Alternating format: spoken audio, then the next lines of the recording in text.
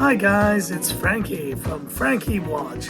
Good to see you all again. Just wanted to chime in on this ridiculous, absolutely just fantastic reveal of this Omega and Swatch partnership. And I want to throw my hat in the ring here to share which are my top 3 of these incredible Omega MoonSwatch releases. Now, when I saw this news earlier today, I just had to pinch myself. I could not even believe that it was real. I'm a big fan of colored watches. In fact, I just picked up another Square, G-Shock Square today, and it's the Origin Yellow Edition. I do love my colored watches. So when I saw this release, all of these colors, all of these speedies, I mean, if you haven't seen it, guys, go check it out at swatch.com. They are truly stunning. You know, for a lot of people, it's a matter of which one to pick is the bigger issue here. Now, of course,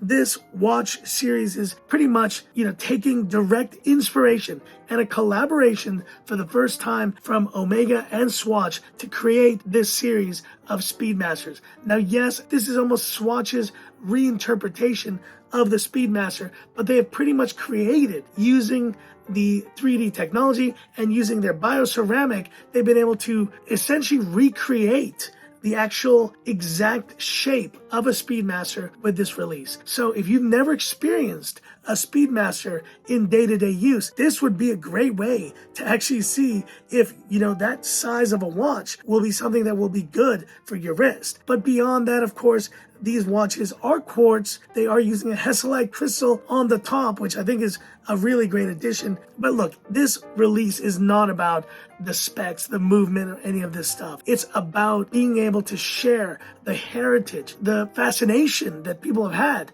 the fandom of the Speedmaster, and democratizing it to so many individuals, an accessible price point for people. Coming in at $260 US or 2,100 Hong Kong dollars. It's just incredible, guys. So now, without further ado, I want to share what I feel are my top 3 colors, but let's kind of just quickly go through them. First, we have the Mission to the Sun. This yellow one, it's nice, it's beautiful, but it's definitely not my favorite. Now we have the Mission to Mercury. You could almost call it taupe, I think is the color, but it does have this grayish brownish look. It has grown on me quite a bit. Then we have the Mission to Venus. This is kind of the de facto ladies option here. I do think that this will appeal to a lot of people. Is it my favorite though? I don't think it is. Now we have Mission to Earth, and I'm a big fan of green. As you know, guys, I have a green OP, and I do love green. This green is a little bit more lime green, and the dial is blue. It's not my absolute favorite, but it's definitely near the top of the ones I'm considering to pick up. Then we have, of course,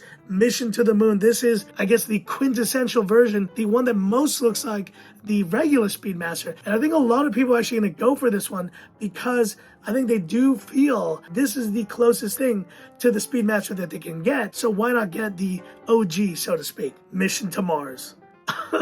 Tell me out there when you saw this that you didn't think this might be the hottest one of the bunch. I do think this could be it, guys. But then we continue to Mission to Jupiter. Beigey kind of tone, pops of orange color on the seconds hand and the subdial hands as well. We have Mission to Saturn. I do like the flourish here with the little Saturn's ring, but it's probably my least favorite in terms of color selection. It's a brown watch. I don't really love it that much. Here we go.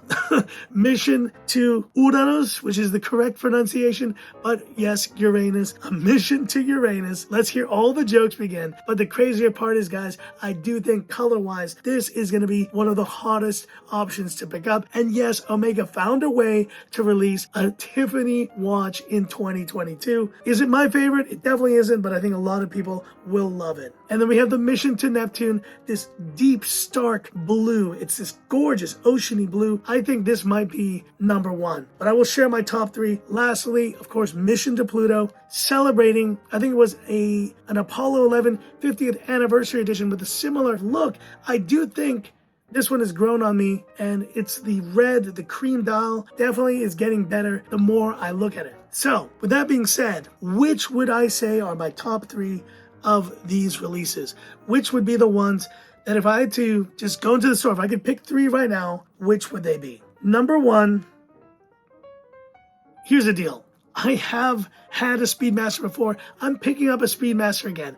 I don't feel like getting the black one is a good call for me, because if I do eventually get the real Speedmaster, then I'm never going to wear the Mission to the Moon version in black. So why not pick up ones where the color is actually the whole point? And I think that's the point of this release. The colors are what make this release so special. And of course, having the Speedmaster as an option for you at this price point is amazing. But the colors for someone who is actually already being able to afford a Speedmaster, that's why you want to get these watches. And for me, this Mission to Neptune is probably my number one now. But number two, it's a close one.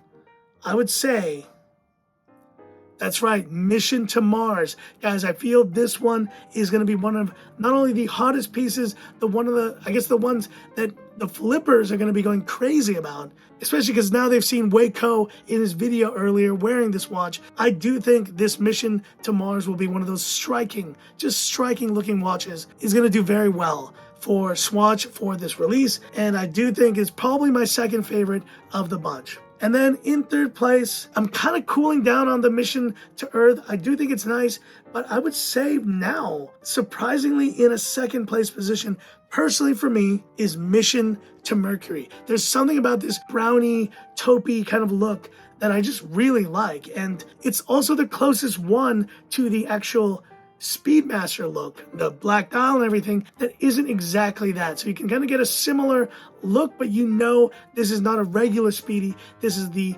MoonSwatch, the Omega Swatch Speedy, and for that reason alone, I do like it. And also a quick comment on the straps. I do think any of the ones with darker straps are going to age better. Any of these with the white straps, these are going to look terrible in 6 months' time. I just already know that's going to be the case. But anyways, folks, just here sharing my thoughts in a very impromptu way, and hit me up in the comments, guys, because I mean, this release came out of nowhere. My wife had actually told me about this collaboration last week. I didn't even think about it. And now we actually have it in the flesh here. I'm going to be going to the store tomorrow and checking them out. And Saturday morning is the launch time here in Hong Kong. Hopefully I can pick up at least 2 of these. I definitely will try. Hit me up in the comments, guys. Which is your top pick, or which is your top 3 of these Omega MoonSwatch Speedmasters? I'd love to hear about it.